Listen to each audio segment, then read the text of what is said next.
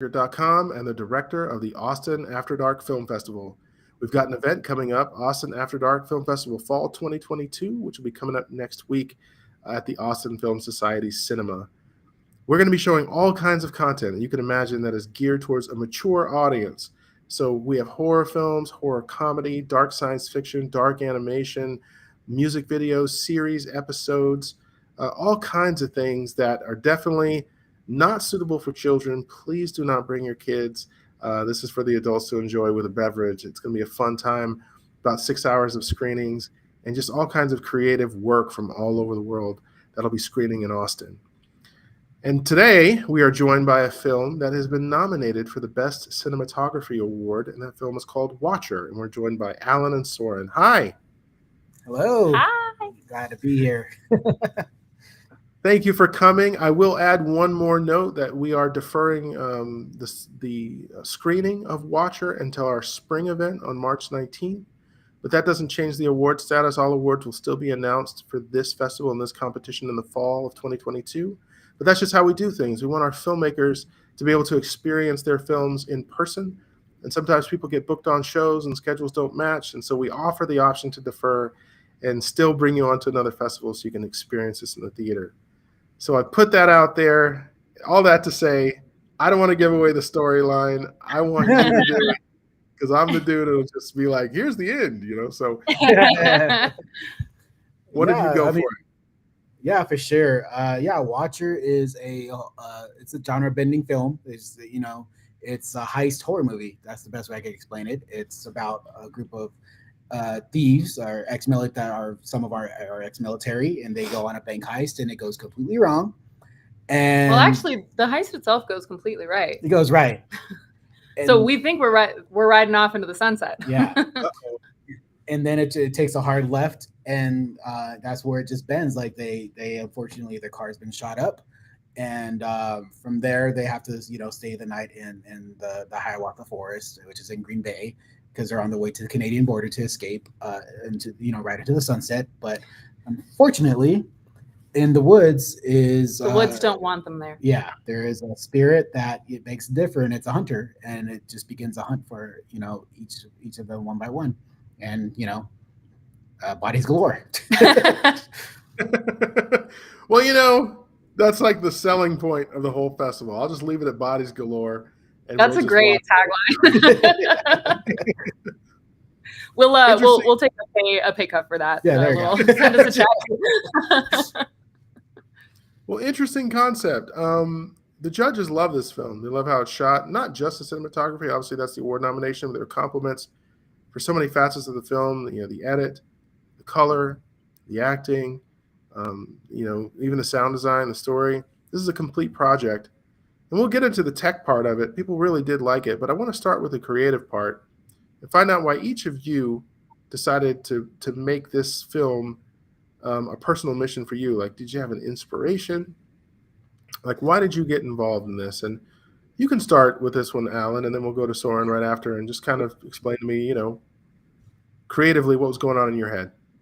Yeah, I mean, it was I'll go at the beginning. It was like late 2019. I legit was kind of going to walk away from, I worked in production for a while, and it was reality television. I kind of got sick of it, and I kind of made this choice to walk away from it. And I was like, you know what, I'm going to make this choice to go make my next project and see what happens. And I was brainstorming during this break that I was having. And during that time, I was playing a lot of video games during the break. And one of them so happened to be Grand Theft Auto 5. And I was doing a game, like a mode in there that's a heist mode.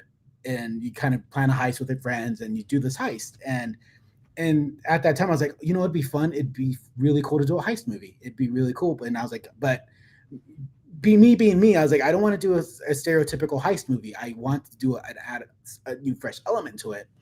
And so it just sat in my brain for like a couple months. And from there, it just evolved. I was like, wait, what if I take instead of just a heist movie, I take the heist characters and do this formula, like the Predator formula, and take these characters from a certain genre and throw them into a different genre and see how they react.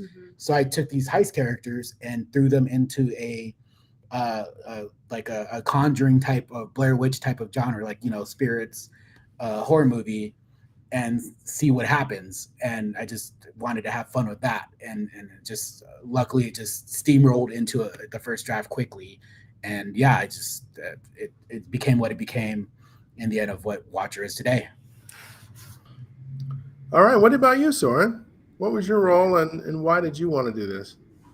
I play Sybil, and the character is just such. It's the character that I would absolutely die to be able to submit for all the time, and it's just not something that actually pops up all that often.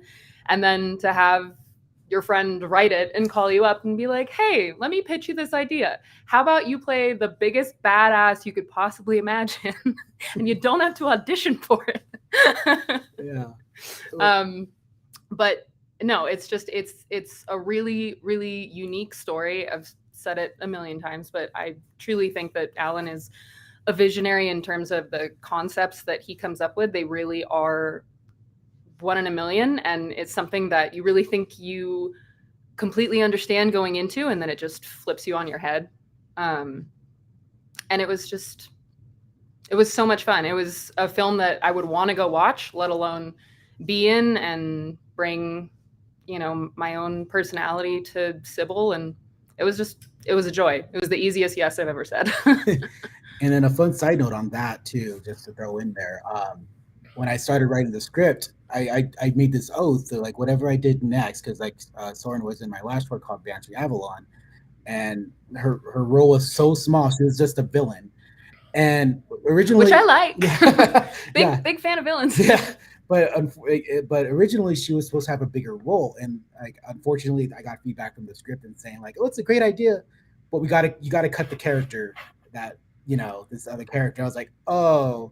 I felt so bad that I remember, like, after like finishing that previous project, I was like, whatever I do next, I'm gonna write a role for you, because I know I've been wanting to work with you for so long that I have to write it in to the point where I can't even cut you. And I ended up being the lead, you know, the lead It's great. role. So. Watcher was my consolation prize for for the short film. Well, it's fun how that works out. And let's talk about, let's get into the production part of it. And obviously, you got a lot of production value out of this. It looks great.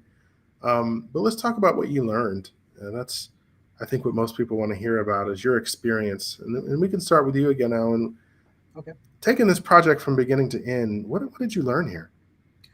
I learned, like, besides wearing all the hats again, like, what's funny was because originally I wasn't supposed to wear the hat of a producer, or I was like supposed to be just a director and writer and just and focus on editing. Those are the things. And unfortunately, during the time, like we had a producer, but two producers, but we lost them. It's just because they couldn't really, not in a bad way, it's just more like just financial things, just trying to figure out the puzzle box of making this movie happen with the budget that we had. And me, like, I'm a very get my hands down in the mud type of person. So when that happened, I kind of had to make the choice to think outside the box to make our budget work and to make it where everybody's happy, like my production team, to the actors, to everybody. And luckily, it was tough, but we hit the budget right on the nose without going over, which is crazy because it could go over so easily any second. Anything could happen that could make a budget just go over budget, and you're just spending more money than you need to. But we hit it right on the nose, and that was like one of the things that helped me become a better producer if I wanted to be, down the road. But it did burn me out. Let's just say that it severely burned me out. But I am stoked that we got to the finish line. Or it's just the balancing act of keeping that ship above water, because it could go underwater so quick and from any type of situation. Yeah, on top of it, we were filming it at late 2021, so still dealing with all of the COVID protocols and situations, and all the roadblocks that really puts up for you with organizing a group of people for a dinner party, let alone a film production. Yeah, it it was just intense, just like, and then like the one of the luckiest tidbits of that was literally 2 weeks later, we caught shooting right at the right time. We were in that right window of shooting.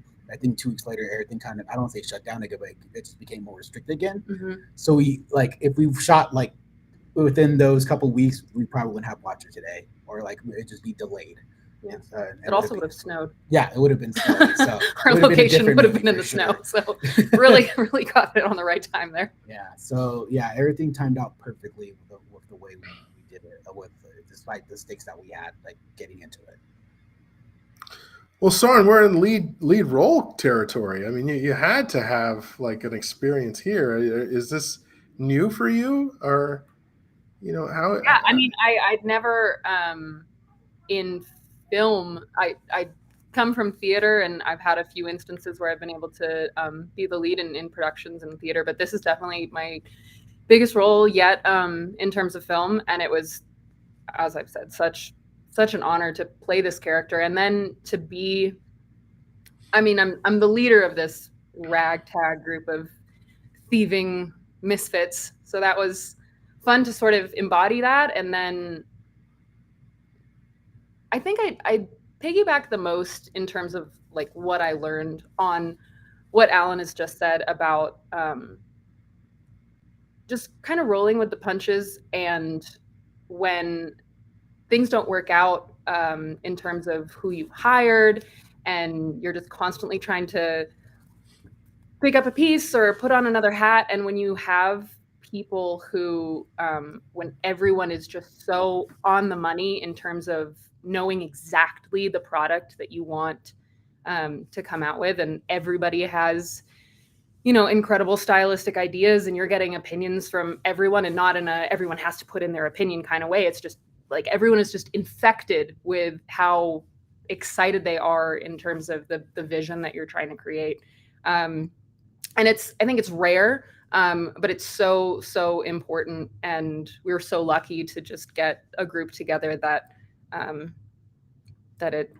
I don't know, it is what it is, and we're just so proud of it. And we got Ryan as our cinematographer. Yeah. It was just such an incredible boon to have someone come in and just immediately be so invested, and I feel like completely understand the visions that had been in Alan's head, and having to almost barely articulate them. And Ryan immediately was in there and like knew exactly what we wanted to put on screen, and it was just it was crazy. Like everybody was kind of like, I always bring up the Pacific Rim reference. Like everybody was drift compatible, and so like, everybody just had the same mindset, and everybody had the understanding like this. We're not the biggest financial production ever. Like everybody made the sacrifice to like do a pay cut, but also like with that extra money from the pay cut, we were able to get what they needed to make the film. Like, our special effects artist Kenny, who's hands down one of the best special effects artists I've done. He's also done some really stellar stuff.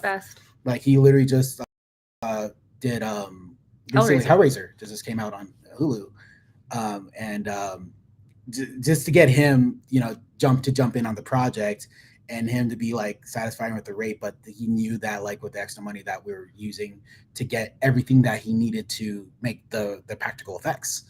And then same with Ryan, everybody was understanding. Like everybody was just stoked to be there for the weekend that we shot, and we were able to knock it out with what we had.